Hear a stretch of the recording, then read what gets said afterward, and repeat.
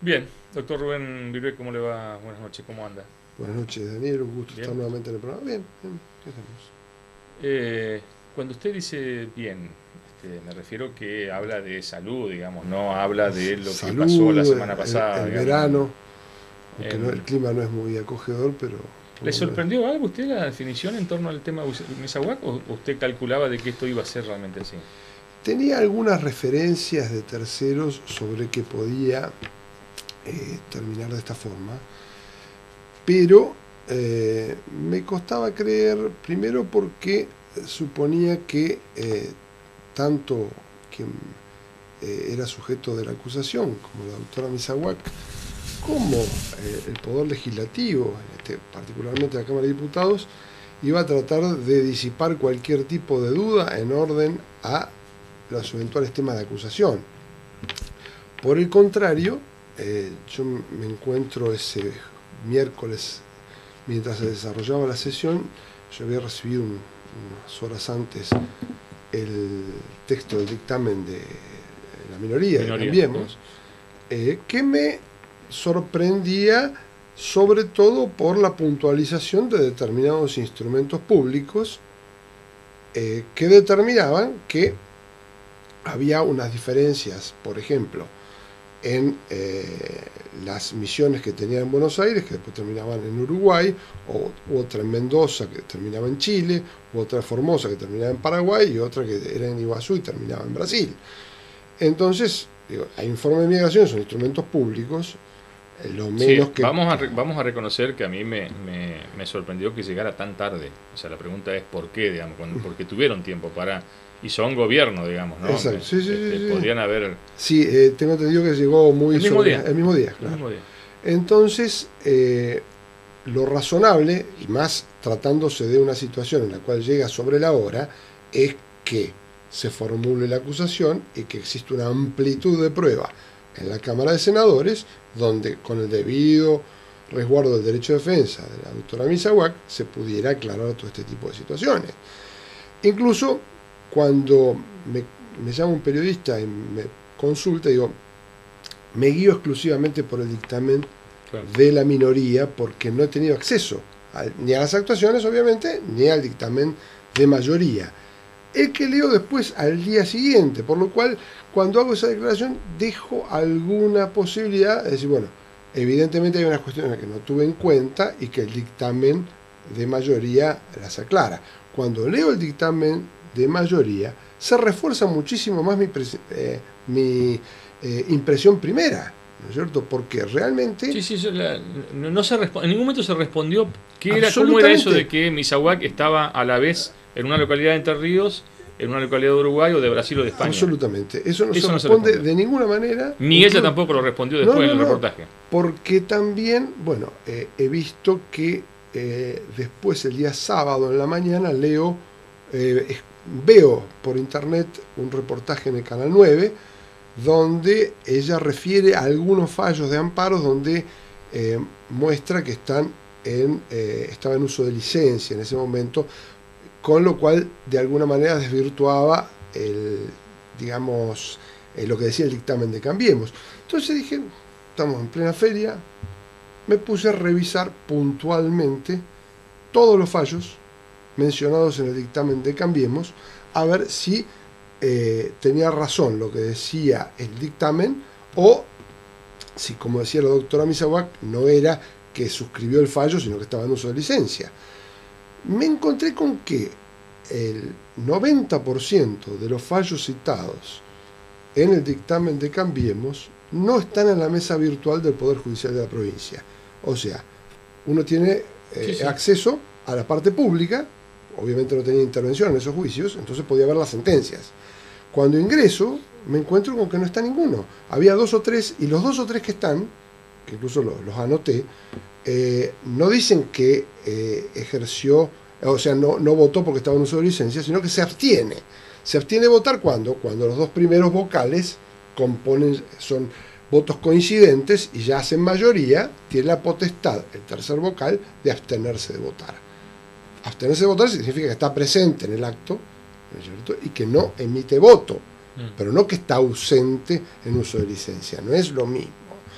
y el resto de los fallos no aparecen. Me llamó poderosamente la atención, esto fue, no lo verifiqué hoy, pero lo vi el sábado en la mañana, entonces tampoco pude verificar la veracidad de lo que se estaba expresando en este tema, ¿no? Con lo cual también me llamó la atención, porque generalmente cuando uno busca un fallo dentro de la mesa virtual, las sentencias las encuentra sin ningún tipo de inconveniente, ¿no es cierto? Entonces, creo que la provincia, la ciudadanía entrerriana, el poder legislativo y sobre todo el poder judicial se perdió la oportunidad de que esta cuestión quede definitivamente dilucidada y que la ciudadanía tenga la posibilidad de creer en el poder judicial, precisamente porque lo que pueden ser irregularidades se ventilan, se discuten y queda claro para un fallo absolutorio que no hubo ninguna irregularidad, que no es este caso particular. Después de la sesión hubo, como decía usted también, las declaraciones de Misaguac que fueron más extensos en reportaje en el Diario 1, ¿no? Sí. A mí lo que me sorprendió fue el tenor de las palabras de la doctora Misaguac, siendo presidenta del Superior Tribunal de Justicia, ¿no? Sí.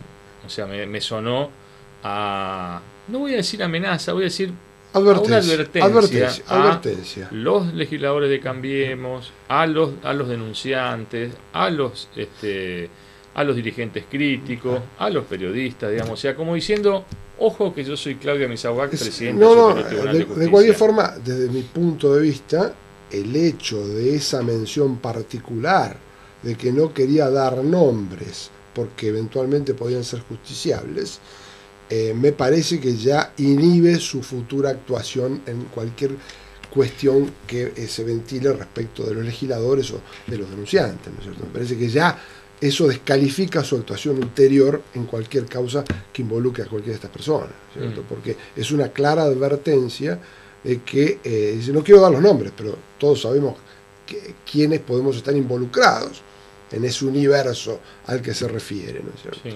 Sí, la pregunta, doctor, en función de su paso por el gobierno, de su experiencia, recordemos que usted fue un hombre que fue funcionario del gobierno de Néstor Kirchner, digamos, ¿no? ¿Cuál es el escenario después de todo esto? Porque uno dice, ¿puede haber una nueva presentación contra Claudia Misaguac? Sí. ¿Puede haber presentaciones contra otros integrantes del Superior Tribunal de Justicia? Sí. ¿Cuánto de desgaste hay en todo esto, ¿no? Porque a eso hay que sumarle, obviamente, lo de Chara Díaz, que yo noto que está más cerca de la institución que otra cosa. Sí, sí, esa es la impresión. Hay, digamos, las conductas que se le atribuyen a Chara Díaz y que es la materia de discusión en el Senado son, aunque sea en menor cantidad o en mayor cantidad que las de Misaguac, las mismas. No hay mayor. Me sorprende también el dictamen cuando se habla de que no tienen nada que ver unos hechos con otros, cuando son claramente muy similares, ¿no es cierto? Con el agravante que en los casos de Chara Díaz no hay... Claro, una doble presencia. Claro, no, o sea, no existe que llega, tiene 3 días en Buenos Aires y termina en el exterior y vuelve por un puente internacional, se va en buquebús. Esas situaciones en el caso de Chara Díaz no existen, ¿no? Entonces, el problema es cómo los que participamos de la actividad judicial como abogados, los que son los justiciables, el ciudadano común, y la comunidad, ¿cómo va a creer en el Poder Judicial cuando ante una situación de esta naturaleza el Poder Legislativo, la Cámara que debe formular la acusación, la desestima en un dictamen que realmente carece de sustento, y que me disculpen los legisladores que lo suscriben, ¿no es cierto? Pero realmente, incluso otra cuestión que me llamó poderosamente la atención es cuando el dictamen en alguna parte dice que, cuando habla del tema de los fondos reservados, que es otro tema muy grave, dice, cuando habla de gastos reservados, así lo denominan los denunciantes. Pero la página anterior, la página 87 del dictamen de la mayoría, dice claramente que cuando informa la tesorería y la contaduría, lo define claramente como gastos reservados y precisamente por eso... El ítem 392. Exacto, por ese motivo no genera esa obligación formal de presentar los comprobantes en que se gastó. Pero ahí, ante una investigación de esta naturaleza, en su momento traía a colación el fallo de condena de Daniel Rossi, ¿no es cierto?, donde el voto del Superior Tribunal, concretamente el doctor Chiara Díaz, dice claramente que los fondos públicos, aún los fondos reservados, no pierden su naturaleza de públicos por el hecho que sean reservados y que por los gastos que se supone que se van a atender con esos fondos deben permanecer de alguna manera en secreto. Pero gasto de protocolo, modernización del Poder Judicial, ¿qué gasto no se puede comprobar o qué gasto no se puede someter a consideración ciudadana de la modernización del Poder Judicial, o del ceremonial o del protocolo? Absolutamente todos.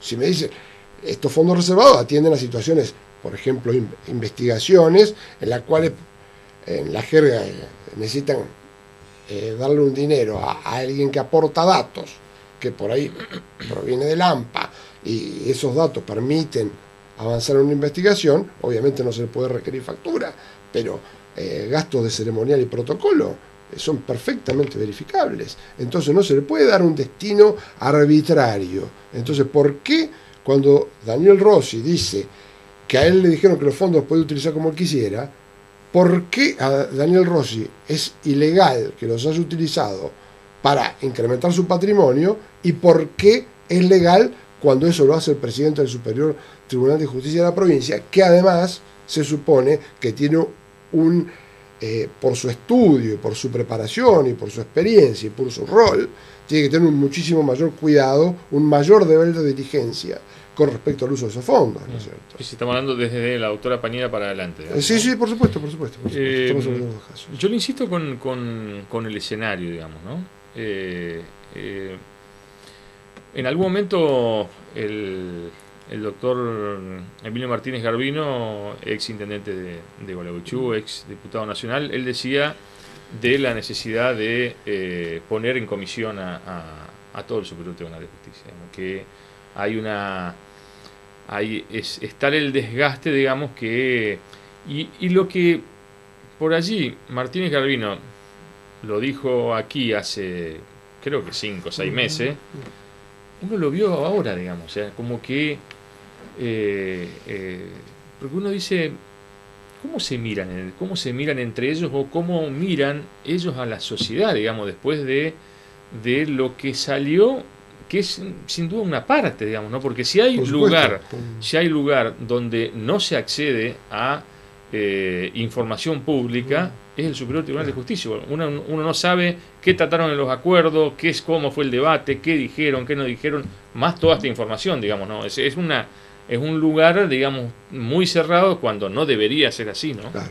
Yo creo que esta decisión profundiza el descreimiento de la comunidad en el Poder Judicial.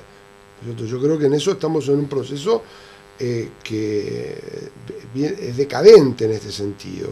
Yo empecé a ejercer la profesión en el año 86 y uno de los fallos del Superior Tribunal, uno podía tener criterios diferentes, pero los fallos tenían amplios fundamentos.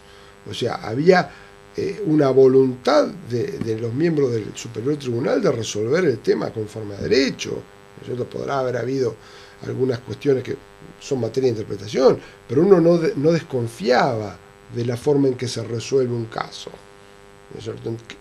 En cambio, con todo lo que ha pasado, y más sobre diferentes interpretaciones que ha tenido, sobre todo en materia de amparo, el Superior Tribunal, la Sala Penal particularmente, donde con el simple planteo de que no es la vía idónea para resolver una situación determinada, se han desestimado cuestiones que son de determinada gravedad, ¿no es cierto? Yo particularmente, un caso que lo viví de cerca fue el Superior Tribunal, con fallo preopinante de la doctora Misahuac y adhesión del doctor Chiara Díaz y disidencia del doctor Carubia, dijeron que no era el amparo el medio idóneo para plantear que una jefatura de registro civil no podía estar en manos de una persona que percibía 4 sueldos del Estado, ¿no es cierto? Y dijeron que no era la vía idónea. 4, ¿eh? Claro. 4. Dijeron que no era vía idónea de amparo. Entonces, esta sospecha sobre que determinadas decisiones tienen más que ver con, digamos, cómo viene la ola a nivel político o cómo quieren quedar en las decisiones frente al poder político, me parece que se profundizan con una decisión como la que tomó la Cámara de Diputados de la provincia. ¿Cómo lo observó? Le pregunta a usted en su condición de hombre enrolado en el peronismo, digamos, ¿no? ¿Cómo observó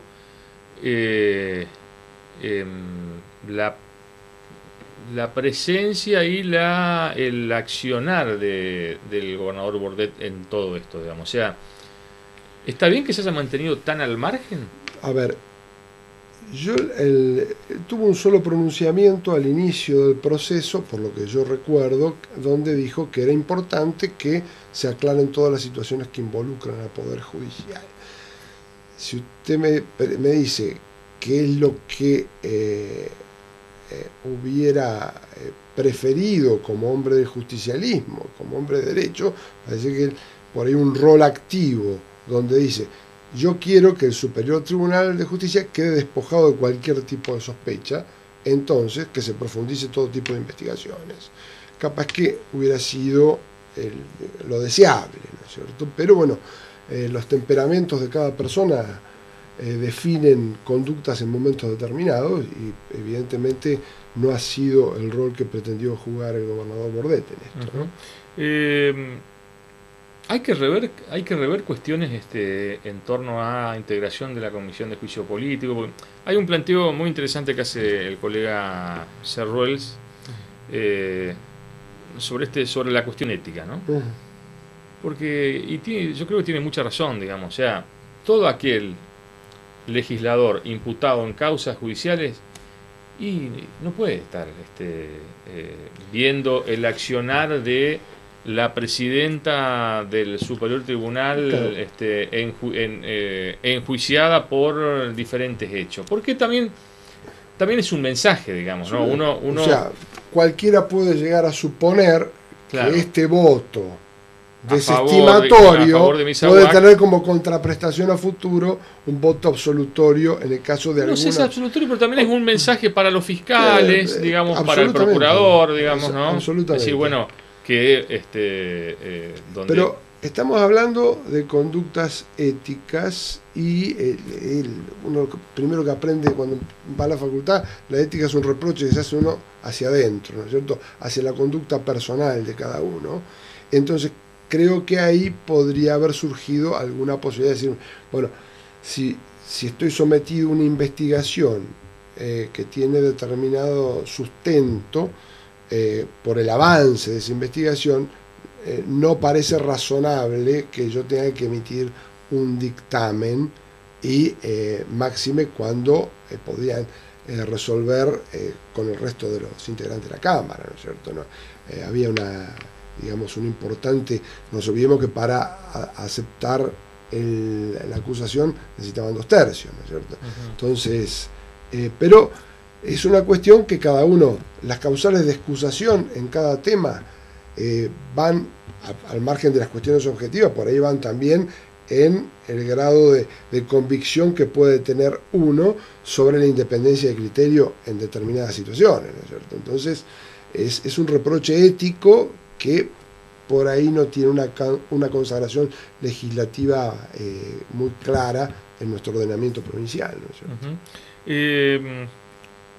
Decíamos al comienzo de la charla de que, bueno, ahora está la instancia de Chara Díaz ante el Senado juzgador. Uno sabe, digámoslo, si Cambiemos no se sienta, no hay destitución. Exacto, absolutamente. Y a mí me sorprende, o sea, pero hoy por hoy, hasta antes del programa, me dicen de que Cambiemos se va a sentar y va a dar el debate. y que están casi convencidos de, muchos están convencidos de que lo de echar a Díaz es indefendible. Sí, daría la impresión también que, ¿qué pasa? Si la respuesta de Cambiemos es no dar quórum como una suerte de represalia a la falta de acusación por parte de la Cámara de Diputados en el caso Misahuac, también estaría dando un paso adelante en consagrar la impunidad en un caso que ameritaría una destitución, como podría ser el caso del doctor Charadía, ¿no es cierto? Entonces, el análisis político va por un andarivel y me parece que si hay causales de destitución, creo que lo razonable es que el debate se dé. En esto me parece que sería saludable que el debate se dé en la Cámara de Senadores, ¿no es cierto? Independientemente de cuál sea el resultado. Lo que pasa es que ahí va a haber un argumento muy condicionante. O sea, se puede dar el debate y se pueden levantar. Pueden dar el debate o pueden dar el debate y a la hora de votar se pueden levantar. Y pueden no dar la mayoría especial que requiere la votación. Puede darse, ¿no es cierto? Porque aparte, ¿qué argumento va a ser el central de la defensa de Charadía? Dice, señores, dice, lo que está aprobado por instrumentos públicos para la doctora Misahuac no merecen acusación, pero para mí corresponde a la destitución. Entonces, ¿cómo es este sistema? ¿Hay algunos más iguales que otros? Doctor Gurri, gracias. No, gracias. Nos vamos a la pausa, después con nosotros el doctor Luis Leiza.